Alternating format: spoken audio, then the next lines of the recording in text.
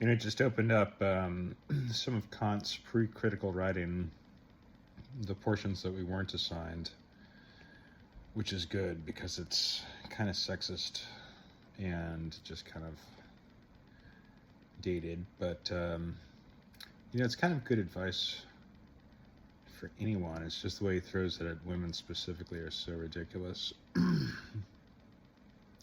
it's also, of course, only within the lens of extreme privilege to be able to do these things and ableism and stuff. But assuming one had a good set of building blocks to begin with, here goes Kant, quote unquote. Finally, age, the great destroyer of beauty, threatens all these charms, and if it proceeds according to the natural order of things, gradually the sublime and noble qualities must take the place of the beautiful, in order to make a person always worthy of a greater respect as she ceases to be attractive. In my opinion, the whole perfection of the fair sex in the bloom of years should consist in the beautiful simplicity that has been brought to its height by a refined feeling toward all that is charming and noble. Gradually, as these claims upon charms diminish, whoa! How to say you getting hit by the ugly stick in Cantonese, K-A-N-T that is. Gradually, as the claims upon charms diminish, can't cash no more of those charms checks. Gradually, as the claims upon charms diminish, this is my first time reading the passage.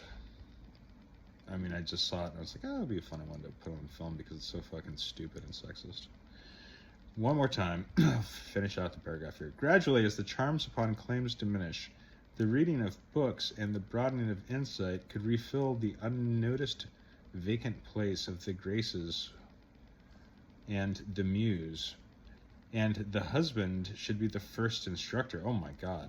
Nevertheless, when the epoch of growing old, so terrible to every woman, actually approaches, she still belongs to the fair sex, the sex that disfigures itself in a kind of despair of holding this character longer.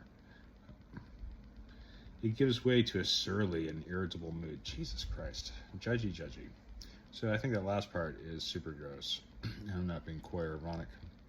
The part I do like is the general idea of the secession or the procession from the beautiful to the sublime, so that as a man, one's charms fade,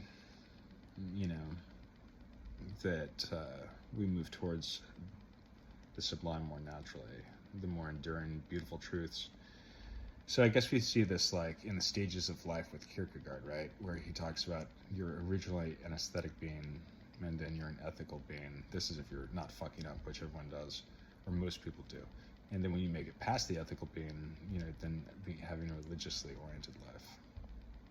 Or orientated, as they say, across the pond and in pop music.